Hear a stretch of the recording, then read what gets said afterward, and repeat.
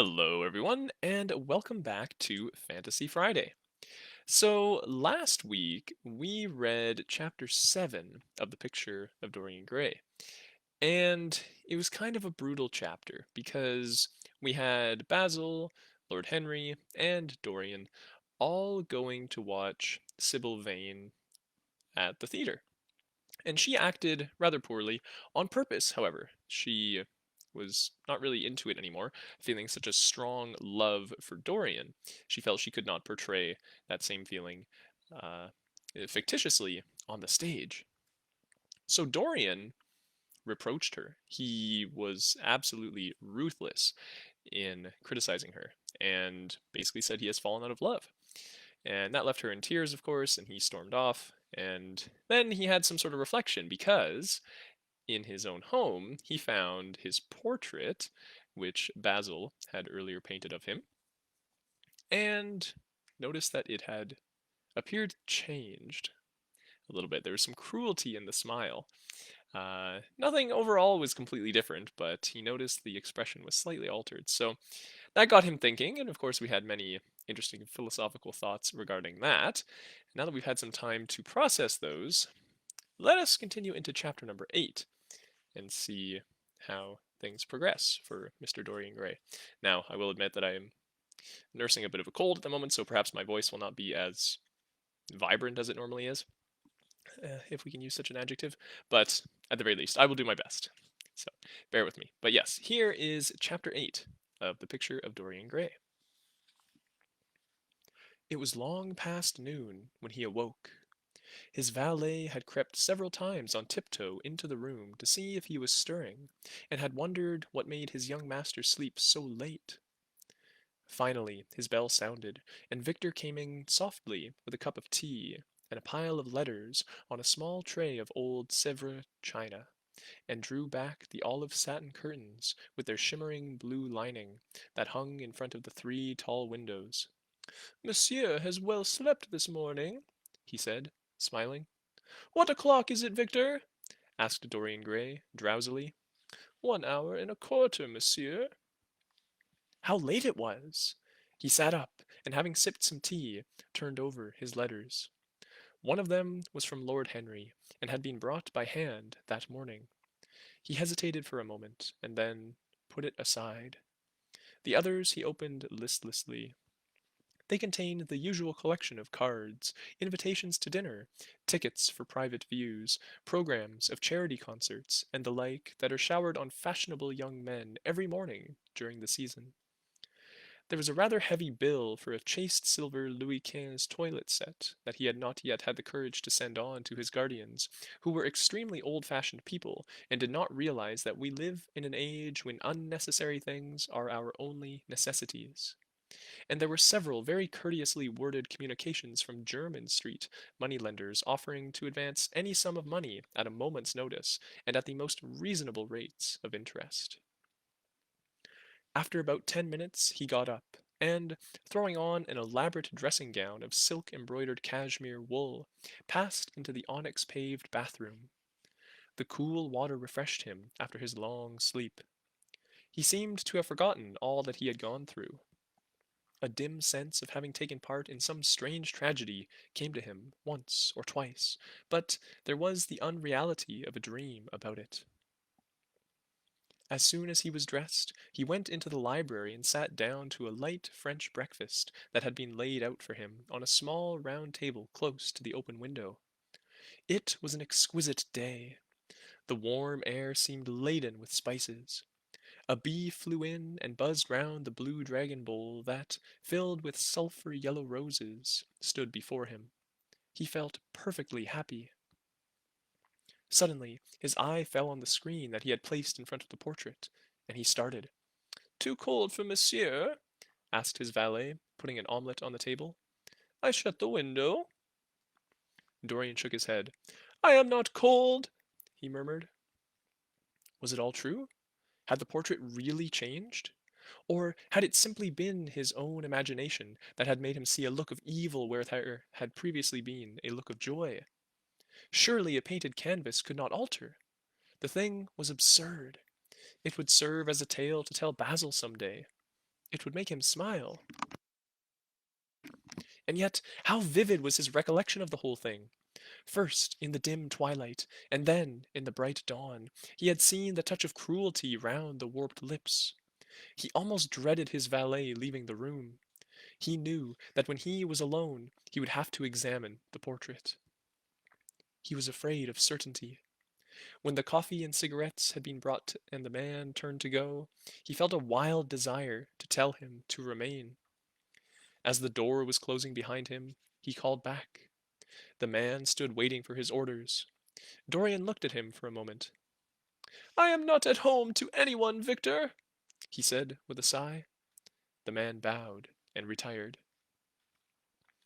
Then he rose from the table, lit a cigarette, and flung himself down on a luxuriously cushioned couch that stood facing the screen. The screen was an old one, of gilt Spanish leather, stamped and wrought with a rather florid Louis XIV pattern. He scanned it curiously, wondering if ever before it had concealed the secret of a man's life. Should he move it aside, after all? Why not let it stay there? What was the use of knowing? If the thing was true, it was terrible. If it was not true, why trouble about it? But what if, by some fate or deadlier chance, eyes other than his spied behind and saw the horrible change? What should he do if Basil Hallward came and asked to look at his own picture? Basil would be sure to do that. No, the thing had to be examined, and at once. Anything would be better than this dreadful state of doubt. He got up and locked both doors. At least he would be alone when he looked upon the mask of his shame. Then he drew the screen aside and saw himself face to face. It was perfectly true. The portrait had altered. As he often remembered afterwards, and always with no small wonder, he found himself at first gazing at the portrait with a feeling of almost scientific interest. That such a change should have taken place was incredible to him, and yet it was a fact. Was there some subtle affinity between the chemical atoms that shaped themselves into form and color on the canvas, and the soul that was within him? Could it be that what the soul thought, they realized? That what it dreamed, they made true? Or was there some other more terrible reason? He shuddered and felt afraid, and, going back to the couch, lay there, gazing at the picture in sickened horror. One thing, however, he felt that it had done for him. It had made him conscious how unjust, how cruel he had been to Sibyl Vane. It was not too late to make reparation for that. She could still be his wife. His unreal and selfish love would yield to some higher influence, would be transformed into some nobler passion, and the portrait that Basil Hallward had painted of him would be a guide to him through life, would be to him what holiness is to some, and conscience to others, and the fear of God to us all. There were opiates for remorse, drugs that could lull the moral sense to sleep. But here was a visible symbol of the degradation of sin. Here was an ever-present sign of the ruin men brought upon their souls. 3 o'clock struck, and 4, and the half-hour rang its double chime, but Dorian Gray did not stir.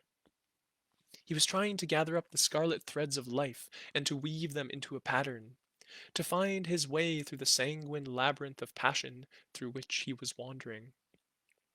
He did not know what to do or what to think. Finally, he went over to the table and wrote a passionate letter to the girl he had loved, imploring her forgiveness and accusing himself of madness. He covered page after page with wild words of sorrow and wilder words of pain. There is a luxury in self-reproach. When we blame ourselves, we feel that no one else has a right to blame us. It is the confession, not the priest, that gives us absolution. When Dorian had finished the letter, he felt that he had been forgiven. Suddenly, there came a knock to the door, and he heard Lord Henry's voice outside. "My dear boy, I must see you. Let me in at once. I can't bear you shutting yourself up like this." He made no answer at first, but remained quite still.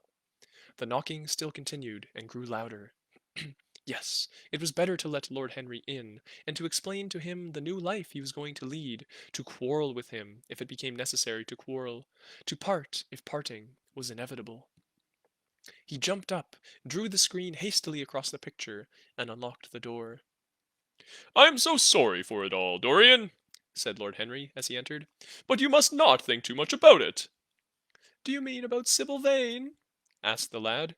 "Yes, of course," answered Lord Henry, sinking into a chair and slowly pulling off his yellow gloves. "It is dreadful, from one point of view, but it was not your fault. Tell me, did you go behind and see her, after the play was over?" "Yes."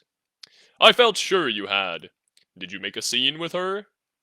"I was brutal, Harry, perfectly brutal. But it is all right now. I am not sorry for anything that has happened. It has taught me to know myself better." "Ah, Dorian, I'm so glad you take it in that way. I was afraid I would find you plunged in remorse and tearing that nice curly hair of yours." "I have got through all that," said Dorian, shaking his head and smiling. "I am perfectly happy now. I know what conscience is, to begin with. It is not what you told me it was. It is the divinest thing in us. Don't sneer at it, Harry, any more. At least, not before me. I want to be good. I can't bear the idea of my soul being hideous." "A very charming artistic basis for ethics, Dorian. I congratulate you on it. But how are you going to begin?" "By marrying Sibyl Vane." "Marrying Sibyl Vane!" cried Lord Henry, standing up and looking at him in perplexed amazement. "But, my dear Dorian!" "Yes, Harry, I know what you are going to say. Something dreadful about marriage. Don't say it. Don't ever say things of that kind to me again. 2 days ago I asked Sibyl to marry me. I am not going to break my word to her. She is to be my wife." "Your wife? Dorian, didn't you get my letter? I wrote to you this morning, and sent the note down by my own man." "Your letter? Oh, yes, I remember. I have not read it yet, Harry. I was afraid there might be something in it that I wouldn't like. You cut life to pieces with your epigrams." "You know nothing, then?" "What do you mean?" Lord Henry walked across the room, and sitting down by Dorian Gray, took both his hands in his own, and held them tightly. "Dorian," he said, "my letter, don't be frightened, was to tell you that Sibyl Vane is dead." A cry of pain broke from the lad's lips, and he leaped to his feet, tearing his hands away from Lord Henry's grasp. "Dead! Sibyl dead! It is not true! It is a horrible lie! How dare you say it?" "It is quite true, Dorian," said Lord Henry, gravely. "It is in all the morning papers. I wrote down to ask you not to see anyone till I came. There will have to be an inquest, of course, and you must not be mixed up in it. Things like that make a man fashionable in Paris, but in London people are so prejudiced. Here, one should never make one's debut with a scandal. One should reserve that to give an interest to one's old age. I suppose they don't know your name at the theatre? If they don't, it is all right. Did anyone see you going round to her room? This is an important point." Dorian did not answer for a few moments. He was dazed with horror. Finally, he stammered, in a stifled voice, "Harry, did you say an inquest? Well, what did you mean by that? Did Sibyl? Oh, Harry, I can't bear it. But be quick, tell me everything at once." "I have no doubt that it was not an accident, Dorian, though it must be put in that way to the public. It seems as though, she was leaving the theatre with her mother, about 12:30 or so. She said she had forgotten something upstairs.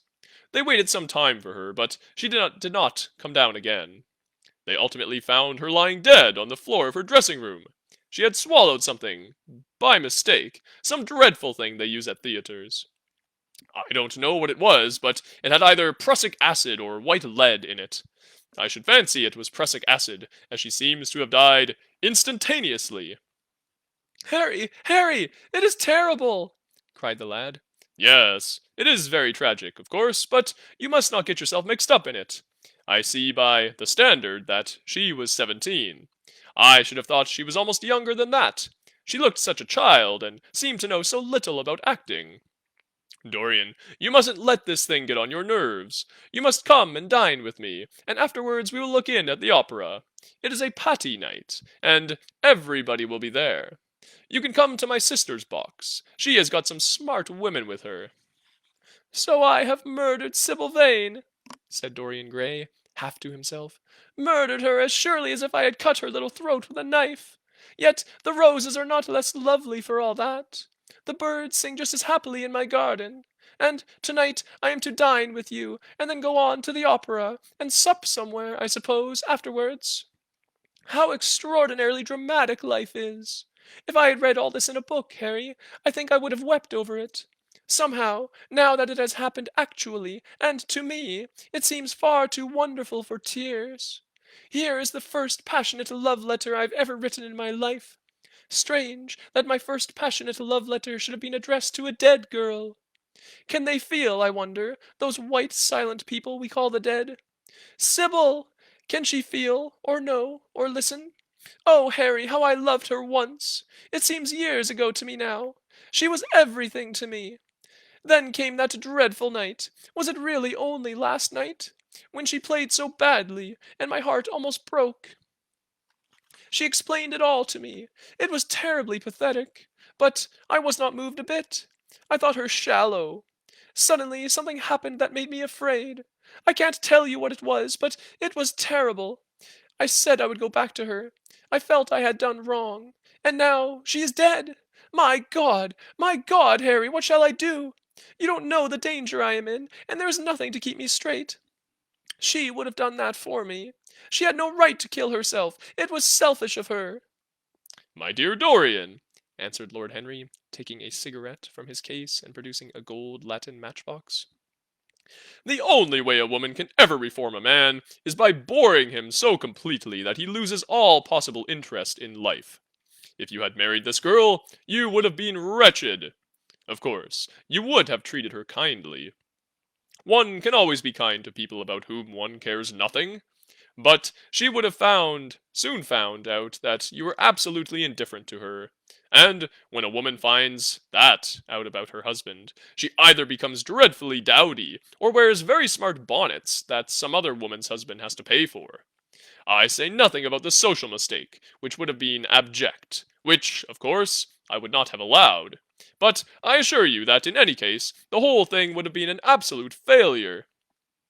I suppose it would, muttered the lad, walking up and down the room and looking horribly pale. But I thought it was my duty.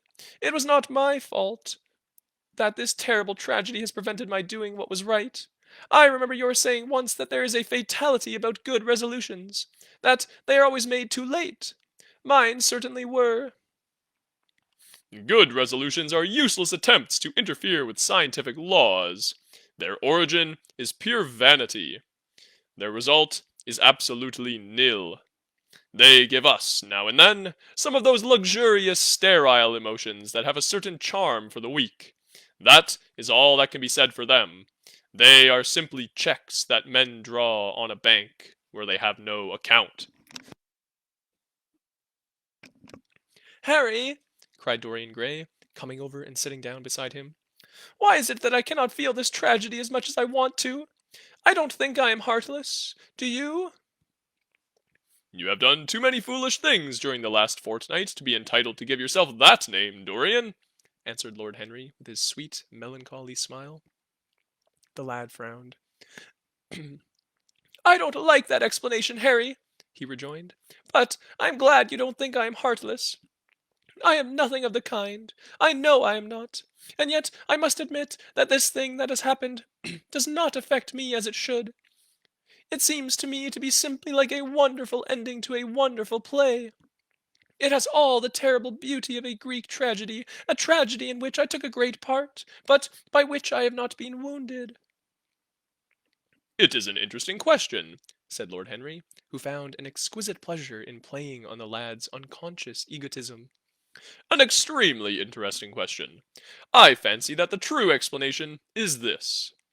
It often happens that the real tragedies of life occur in such an inartistic manner that they hurt us by their crude violence, their absolute incoherence, their absurd want of meaning, their entire lack of style. They affect us just as vulgarity affects us. They give us an impression of sheer brute force, and we revolt against that. Sometimes, however, a tragedy that possesses artistic elements of beauty crosses our lives. If these elements of beauty are real, the whole thing simply appeals to our sense of dramatic effect. Suddenly we find that we are no longer the actors, but the spectators of the play. Or rather, we are both. We watch ourselves, and the mere wonder of the spectacle enthralls us. In the present case, what is it that has really happened? Someone has killed herself for love of you. I wish that I had ever had such an experience. It would have made me in love with love for the rest of my life. The people who have adored me, there have not been many, but there have been some, have always insisted on living on, long after I had ceased to care for them, or they to care for me. They have become stout and tedious, and when I meet them, they go in at once for reminiscences. That awful memory of woman! What a fearful thing it is! And what an utter intellectual stagnation it reveals! One should absorb the color of life, but one should never remember its details. Details are always vulgar. I must sow poppies in my garden, sighed Dorian. There is no necessity, rejoined his companion. Life has always poppies in her hands. Of course, now and then, things linger. I once wore nothing but violets all through one season, as a form of artistic mourning for a romance that would not die. Ultimately, however, it did die. I forget what killed it. I think it was her proposing to sacrifice the whole world for me. That is always a dreadful moment. It fills one with the terror of eternity. Well, would you believe it? A week ago, at Lady Hampshire's, I found myself seated at dinner next to the lady in question, and she insisted on going over the whole thing again, and digging up the past, and raking up the future. I had buried my romance in a bed of asphodel. She dragged it out again, and assured me that I had spoiled her life. I am bound to state that she ate an enormous dinner, so I did not feel any anxiety. But what a lack of taste she showed! The one charm of the past is that it is the past. But women never know when the curtain has fallen. They always want a sixth act, and as soon as the interest of the play is entirely over, they propose to continue it. If they were allowed their own way, every comedy would have a tragic ending, and every tragedy would culminate in a farce. They are charmingly artificial, but they have no sense of art. You are more fortunate than I am. I assure you, Dorian, that not one of the women I have known would have done for me what Sibyl Vane did for you. Ordinary women always console themselves. Some of them do it by going in for sentimental colors. Never trust a woman who wears mauve, whatever her age may be, or a woman over 35 who is fond of pink ribbons. It always means that they have a history. Others find a great consolation in suddenly discovering the good qualities of their husbands. They flaunt their conjugal felicity in one's face, as if it were the most fascinating of sins. Religion consoles some. Its mysteries have all the charm of a flirtation, a woman once told me, and I can quite understand it. Besides, nothing makes one so vain as being told that one is a sinner. Conscience makes egotists of us all. Yes, there is really no end to the consolations that women find in modern life. Indeed, I have not mentioned the most important one. What is that, Harry? Asked the lad listlessly. Oh, the obvious consolation! Taking someone else's admirer when one loses one's own. In good society, that always whitewashes a woman. But really, Dorian, how different Sibyl Vane must have been from all the women one meets. There is something to me quite beautiful about her death. I am glad I am living in a century when such wonders happen. They make one believe in the reality of the things we all play with, such as romance, passion, and love. I was terribly cruel to her. You forget that. I am afraid that women appreciate cruelty, downright cruelty, more than anything else. They have wonderfully primitive instincts. We have emancipated them, but they remain slaves looking for their masters all the same. They love being dominated. I am sure you were splendid. I have never seen you really and absolutely angry, but I can fancy how delightful you looked. And, after all, you said something to me the day before yesterday that seemed to me, at the time, to be merely fanciful, but that I see now was absolutely true. And it holds the key to everything. What was that, Harry? You said to me that Sibyl Vane represented to you all the heroines of romance, that she was Desdemona one night and Ophelia the other, that if she died as Juliet, she came to life as Imogen. She will never come to life again now, muttered the lad, burying his face in his hands. No, she will never come to life. She has played her last part.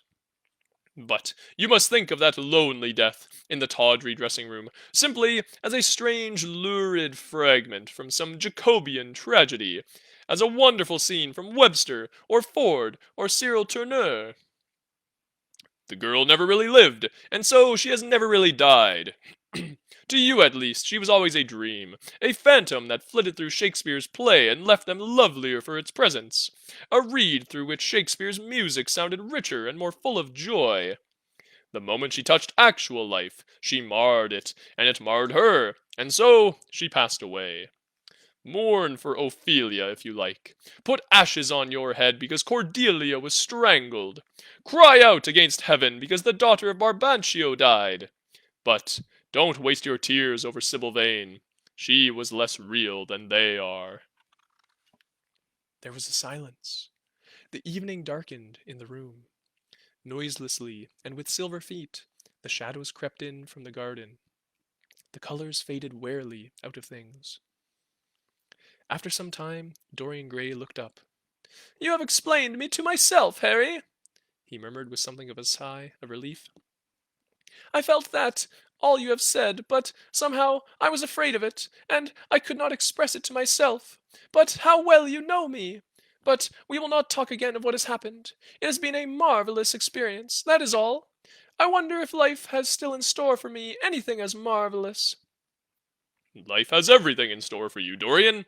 There is nothing that you, with your extraordinary good looks, will not be able to do. But suppose, Harry, I become haggard and old and wrinkled. What then? Ah, then, said Lord Henry, rising to go, then, my dear Dorian, you would have to fight for your victories. As it is, they are brought to you. No, you must keep your good looks. We live in an age that reads too much to be wise, and that thinks too much to be beautiful. We cannot spare you. And now you had better dress, and drive down to the club. We are rather late, as it is. I think I shall join you at the opera, Harry. I feel too tired to eat anything. What is the number of your sister's box? 27, I believe. It is on the grand tier. You will see her name on the door. But I am sorry you won't come and dine. I don't feel up to it, said Dorian listlessly. But I am awfully obliged to you for all that you have said to me. You are certainly my best friend. No one has ever understood me as you have. We are only at the beginning of our friendship, Dorian, answered Lord Henry, shaking him by the hand. Goodbye. I shall see you before 9:30, I hope. Remember, Patty is singing. As he closed the door behind him, Dorian Gray touched the bell, and, in a few minutes, Victor appeared with the lamps and drew the blinds down. He waited impatiently for him to go. The man seemed to take an interminable time over everything. As soon as he had left, he rushed to the screen and drew it back. No, there was no further change in the picture. It had received the news of Sibyl Vane's death before he had known of it himself. It was conscious of the events of life as they occurred. The vicious cruelty that marred the fine lines of the mouth had, no doubt, appeared at the very moment that the girl had drunk the poison, whatever it was. Or was it indifferent to results? Did it merely take cognizance of what passed within the soul? He wondered and hoped that some day he would see the change taking place before his very eyes, shuddering as he hoped it. Poor Sibyl! What a romance it had all been! She had often mimicked death on the stage. Then death himself had touched her and taken her with him. How had she played that dreadful last scene? Had she cursed him as she died? No. She had died for love of him, and love would always be a sacrament to him now. She had atoned for everything by the sacrifice she had made of her life. He would not think any more of what she had made him go through on that horrible night at the theatre. When he thought of her, it would be as a wonderful tragic figure sent on to the world's stage to show the supreme reality of love. A wonderful tragic figure? Tears came to his eyes as he remembered her childlike look, and winsome fanciful ways, and shy tremulous grace. He brushed them away hastily, and looked again at the picture. He felt that the time had really come for making his choice. Or had his choice already been made? Yes, life had decided that for him. Life, and his own infinite curiosity about life. Eternal youth, infinite passion, pleasures subtle and secret, wild joys and wilder sins. He was to have all these things.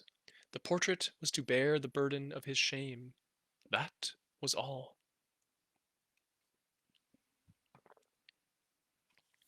A feeling of pain crept over him as he thought of the desecration that was in store for the fair face on the canvas. Once, in boyish mockery of Narcissus, he had kissed, or feigned to kiss, those painted lips that now smiled so cruelly at him. Morning after morning, he had sat before the portrait wondering at its beauty, almost enamored of it, as it seemed to him at times. Was it to alter now with every mood to which he yielded?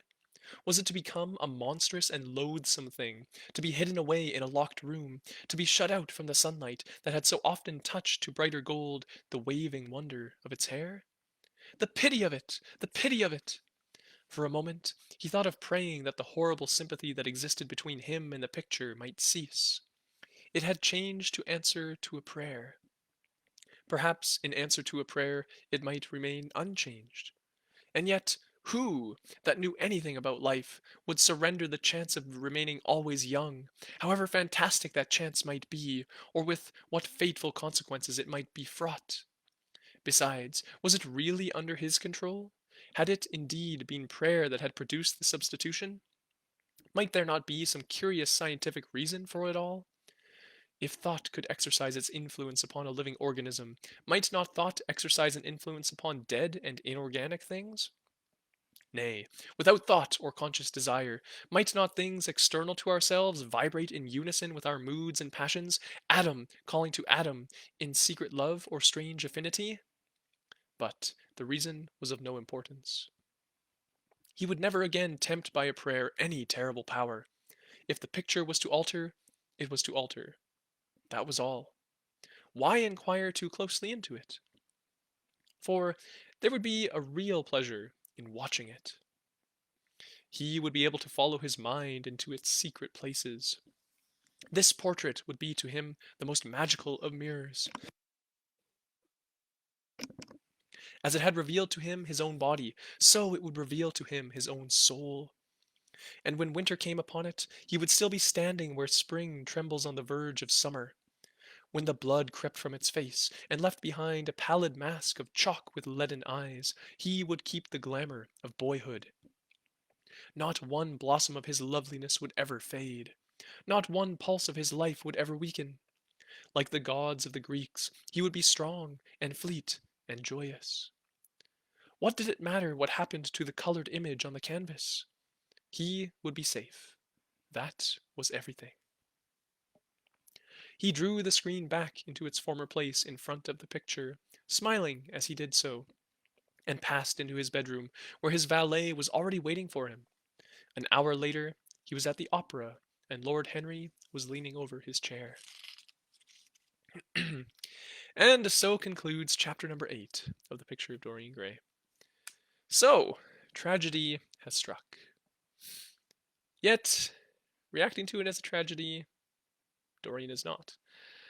At first he was, but then he kind of reconsidered. So, effectively what happened there was in the beginning of the chapter, we found Dorian looking through his letters brought to him by his butler, one of which was sent by Lord Henry. Now, Dorian did not read that letter. He decided not to. He was still contemplating what he had done to Sibyl the prior night, where he had called her out and spurned her and left her in a weeping heap. And then he decided to begin writing a love letter to her, right? His first real passionate love letter. He was determined to make amends. But then Lord Henry shows up, and Dorian is trying to ignore him, but Lord Henry is persistent and tries to get in.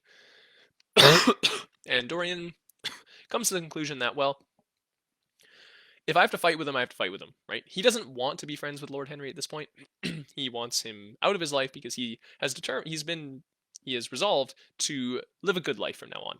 He saw the cruel lines in the smile in the picture, and he didn't want any more of those. He wanted to keep the picture pure and innocent and young. So he wants to get the negative influence out of his life, and that is Lord Henry. But he invites Lord Henry in anyway, and Lord Henry bears him the tragic news, right? But he delivers it in a very strange way. He says that he hoped Dorian was not feeling sad about it. Now, Dorian didn't know that Sibyl Vane had killed herself, right?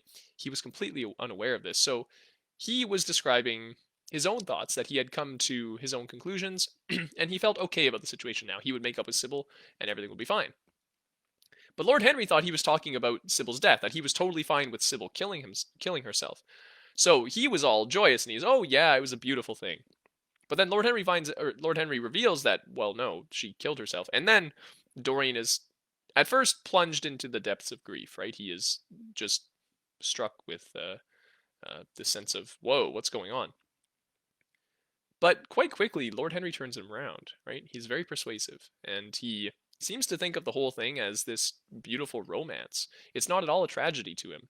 He doesn't seem to value human life at all. He just thinks, wow, this girl loved you so much that when you told her you didn't love her anymore, she thought life was no longer worth living. And he thinks that's beautiful. Oh, very strange moral principles we have within Lord Henry here. So he basically just thinks life is just a play, right? It's just a theater act. So he is trying to put this philosophy onto Dorian, and Dorian is, again, as we know, young and very impressionable, and he basically just listens to everything Lord Henry says. He is sad that what has happened did happen, but then he changes his mind, right? He says that Sibyl is selfish for killing herself, and that he does not deserve what she did to him, and just spins it all around. It's a very problematic, horrible event, and we can see how he, by the end of the chapter, is now just getting curious with the picture, right? Because of course this picture is changing, but he looks at the picture again and realizes that after he found out Sibyl died, well, the picture didn't change, right? It was still, it had that cruel smile that it did when he got home the previous night. So he's wondering, well, does the picture change as I learn things, or does the picture just change as I do things? Does it not care about the results? Because he's not sure, right? Because once he found out, well, nothing changed. Was it Sibyl's death that made the cruel smile show up, or was it just the fact that he was cruel to her? He's not sure. But now he's curious. He wants to find out.